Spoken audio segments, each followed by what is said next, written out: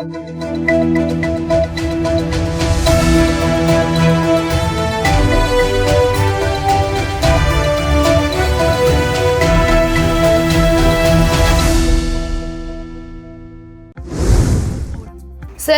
App ஒன்றின் மூலம் தமிழகம் மற்றும் புதுச்சேரியை சேர்ந்த 100க்கும் மேற்பட்டோரிடம் பண மோசடி செய்த சென்னை நபரை புதுச்சேரி சைபர் கிரைம் போலீசார் கைது செய்தனர். புதுச்சேரி பாகூரை சேர்ந்தவர் அஸ்வின். இவர் கோவில் திருவிழாவிற்காக தவில் மற்றும் நாதஸ்வரத்தை இணையதளத்தில் தேடினாராம். அப்போது குறிப்பிட்ட செயலியில் தவில் மேளம் இருப்பதாக குறிப்பிடப்பட்டிருந்தது.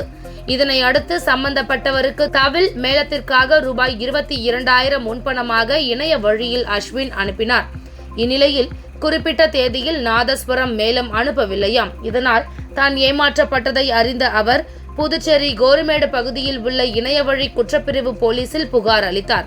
விசாரணையில் சென்னை கொரட்டூரை சேர்ந்த ஜெயக்குமார் மோசடியில் ஈடுபட்டது தெரியவந்தது.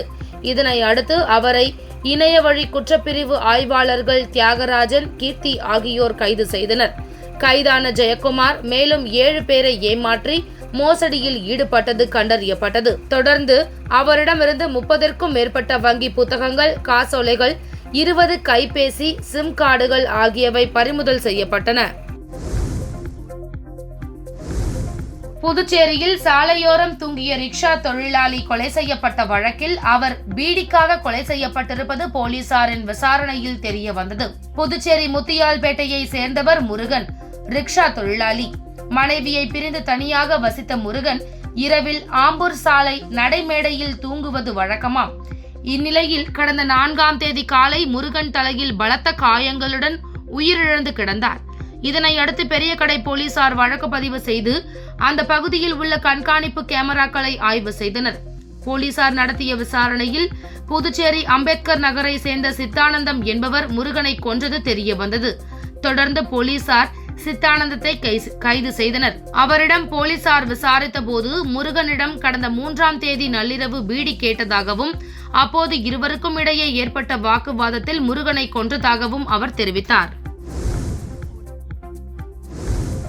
புதுச்சேரி வில்லியனூர் அருகே வீட்டின் முன்பு நிறுத்தப்பட்டிருந்த இருசக்கர வாகனத்தை திருடி சென்ற 2 இளைஞர்களை சிசிடிவியில் பதிவான காட்சிகளை கொண்டு போலீசார் தேடி வருகின்றனர். புதுச்சேரி வில்லியனூரை அடுத்த கோட்டைமேடு விவேகானந்தா பள்ளி அருகே வசிப்பவர் வினோத்.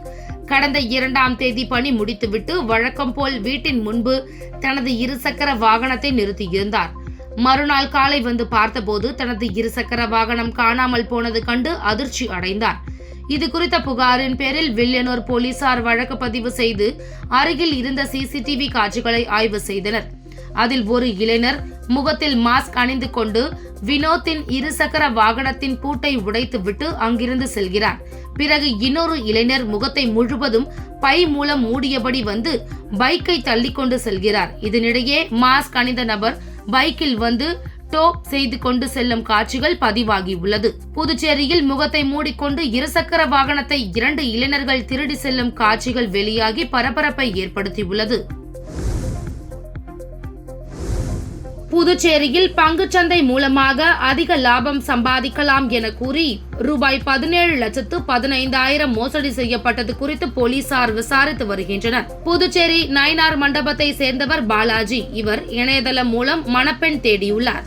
அப்போது இவரை தொடர்பு கொண்டு அடையாளம் தெரியாத பெண் நன்றாக பேசி பழகினாராம். இந்நிலையில் இணையதளம் மூலம் பங்கு சந்தையில் முதலீடு செய்தால் அதிக லாபம் பெறலாம் என அந்த பெண் ஆசை காட்டியுள்ளார். இதனை நம்பிய பாலாஜி பல தவணைகளாக ரூபாய் 17,15,000 முதலீடு செய்து ஏமாந்தார்.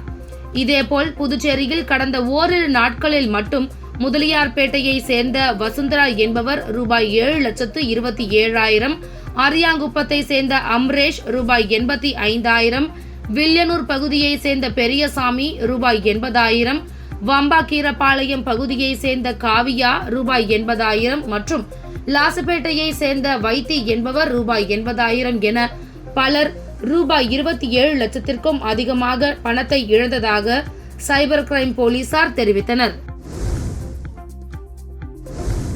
புதுச்சேரியில் ரூபாய் 2 லட்சம் மதிப்புள்ள வெண்கல சிலையினை திருடிய 3 நரிக்குறவ வாலிபர்களை காவல்துறையினர் கைது செய்தனர்.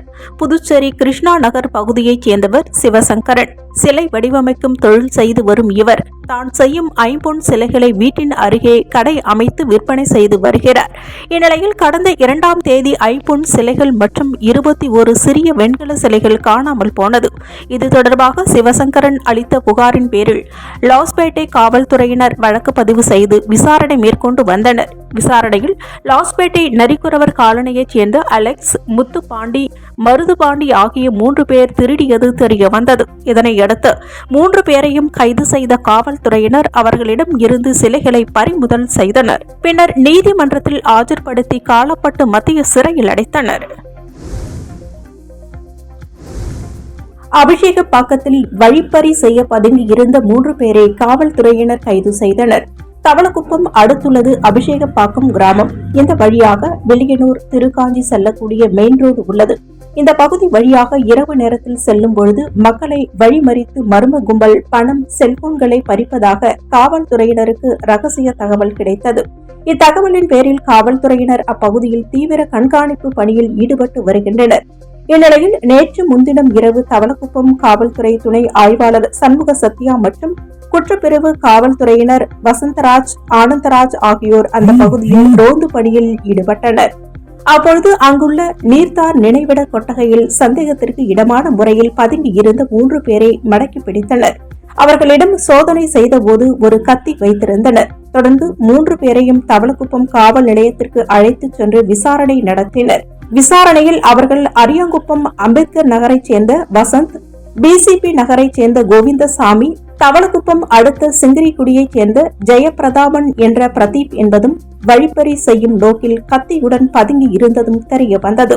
இதுகுறித்து வழக்கு பதிவு செய்த காவல்துறையினர் 3 பேரையும் கைது செய்தனர். கத்தியையும் பறிமுதல் செய்தனர். இதில் வசந்த் என்பவர் கொலை வழக்கு ஒன்றில் தொடர்புடையவர் என்பது குறிப்பிடத்தக்கது.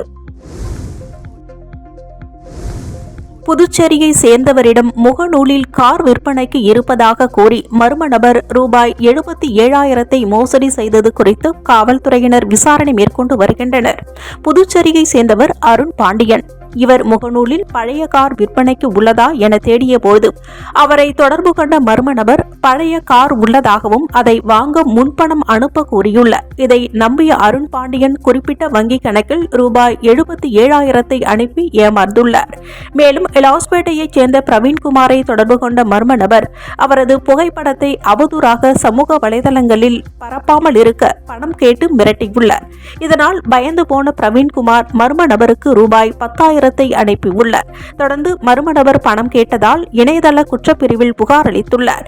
இதேபோல் ஏம்பலம் திவாகரிடம் ரூபாய் 6,000, காரைக்கால் ஆகாஷிடம் ரூபாய் 3,000, புதுச்சேரி இளைஞரிடம் ரூபாய் 5,000 என 5 பேரிடம் மர்ம நபர்கள் மோசடி செய்தது குறித்து இணையவழி குற்றப்பிரிவு காவல்துறையினர் வழக்கு பதிவு செய்து விசாரணை நடத்தி வருகின்றனர். புதுச்சேரியில் முன் விரோதம் காரணமாக 2 இளைஞர்களை 4 பேர் கொண்ட கும்பல் சரமாரியாக தாக்கும் சிசிடிவி காட்சிகள் வெளியாகி பரபரப்பை ஏற்படுத்தியுள்ளது. புதுச்சேரி அருகே உள்ள தமிழக பகுதியான திருச்சிற்றம்பலம் பகுதியைச் சேர்ந்தவர் திலகராஜ். தனியார் நிறுவன ஊழியர். இவரது உறவினர் ஸ்ரீகாந்த். திலகராஜிற்கும் ஸ்ரீகாந்திற்கும் முன்பகை இருந்துள்ளது. இந்நிலையில் திலகராஜ் தனது நண்பர்கள் சந்தோஷ் என்கின்ற வீரன், தேவா ஆகியோருடன் சேதராப்பட்டில் உள்ள தனியார் மதுபான கடையில் மது அருந்த சென்றுள்ளனர். மது கடையில் பீர் பாட்டில்களை வாங்கிக் கொண்டு வாசலில் நின்று கொண்டிருந்த பொழுது இருசக்கர வாகனத்தில் அங்கு வந்த ஸ்ரீகாந்தின் உறவினர் பாண்டியன் உள்ளிட்ட 4 பேர் வந்துள்ளனர்.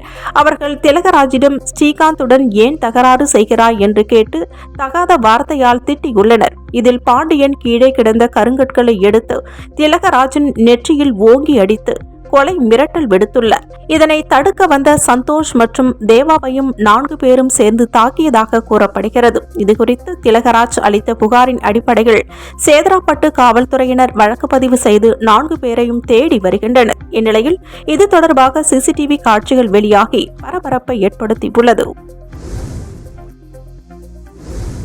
புதுச்சேரியில் ஆன்லைன் மோசடி கும்பல் கூறியதை நம்பி 13 பேர் ரூபாய் 95,29,000 பணத்தை இழந்துள்ளது தொடர்பாக சைபர் கிரைம் காவல்துறையினர் விசாரணை நடத்தி வருகின்றனர். புதுச்சேரி லாஸ்பேட்டையைச் சேர்ந்த வெங்கடேசனுக்கு அவரது நண்பர் ஆன்லைன் முதலீடு செய்து அதிகம் சம்பாதிக்கலாம் என்று ஒரு வர்த்தக இணையதளத்தை பரிந்துரைத்துள்ளார்.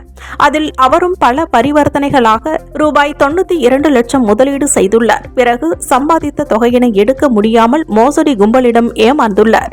மேலும் பணித்திட்டைச் சேர்ந்த அஸ்வினி ரூபாய் 1,49,000, காமராஜர் நகரைச் சேர்ந்த ஜெயந்த் ரூபாய் 25,000, அரியாங்குப்பத்தைச் சேர்ந்த இளம் பருதி ரூபாய் 10,000, கோரிமேட்டைச் சேர்ந்த இருதயராஜ் ரூபாய் 50,000 என பல்வேறு முறைகளில் இணைய வழி மோசடி கும்பலிடம் ஏமாந்துள்ளனர். மேலும் மேற்கூறிய நபர்கள் உட்பட மொத்தம் 13 பேர் ஆன்லைன் மோசடி கும்பல் கூறியதை நம்பி ரூபாய் 95,29,000 பணத்தை இழந்துள்ளனர்.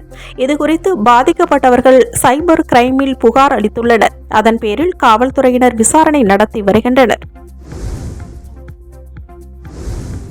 விபச்சார வழக்கில் மனைவி கைதானதால் அவமானம் தாங்க முடியாமல் 2 குழந்தைகளை கடலில் வீசி கொன்றுவிட்டு தந்தை மாயமான சம்பவம் தொடர்பாக போலீசார் விசாரணை மேற்கொண்டு வருகின்றனர். புதுவையை அடுத்த தமிழக பகுதியான கூனிமேடு குப்பம் மீனவ கிராமத்தை சேர்ந்தவர் ஆனந்தவேலு. இவரது மனைவி கௌசல்யா இருவரும் புதுவை காலாப்பட்டு பகுதியில் உள்ள சுனாமி குடியிருப்பில் வசித்து வருகின்றனர். இவர்களுக்கு ஜோபிதா மற்றும் 1.5 வயது குழந்தை சஸ்மிதா என 2 பெண் குழந்தைகள் உள்ளனர். இதனிடையே கடந்த வாரம் கணவன் மனைவிக்கு இடையில் தகராறு ஏற்பட்டுள்ளது. இதில் ஆனந்தவேலு தனது 2 குழந்தைகளையும் அழைத்துக் கொண்டு கூனிமேடு குப்பத்திற்கு கடந்த 10ஆம் தேதி வந்துவிட்டார். இதனிடையே கௌசல்யா நேற்று முன்தினம் புதுவை ரெயின்போ நகரில் அழகிகளை வைத்து விபசாரம் நடத்தியதாக பெரிய கடை போலீசாரால் கைது செய்யப்பட்டார். இது குறித்து தகவல் அறிந்த ஆனந்தவேலு அவமானம் தாங்காமல் தனது 2 குழந்தைகளையும் கடலில் வீசிவிட்டு மாயமாகி விட்டார் என கூறப்படுகிறது. இந்நிலையில் கூனிமேடு கடற்கரையோரம் ஒரு பெண் குழந்தையின் உடலும், அனுமந்தை குப்பம் கடற்கரையோரம் மற்றொரு பெண் குழந்தையின் உடலும் கரை ஒதுங்கி கிடந்தது. இது தொடர்பாக மரக்காணம் போலீசார் வழக்கு பதிவு செய்து விசாரணை மேற்கொண்டு வருகின்றனர். உங்கள் சக்தி சேனலின் புதுவையின் அன்றாட நிகழ்வுகளை உடனுக்குடன் தெரிந்து கொள்ள சக்தி சேனல் புதுச்சேரி யூடியூப் சேனலை சப்ஸ்கிரைப் செய்து கொள்ளுங்கள். மறக்காமல் பெல் பட்டனையும் கிளிக் பண்ணுங்க, ஷேர் பண்ணுங்க, லைக் பண்ணுங்க. உங்கள் சக்தி சேனல்.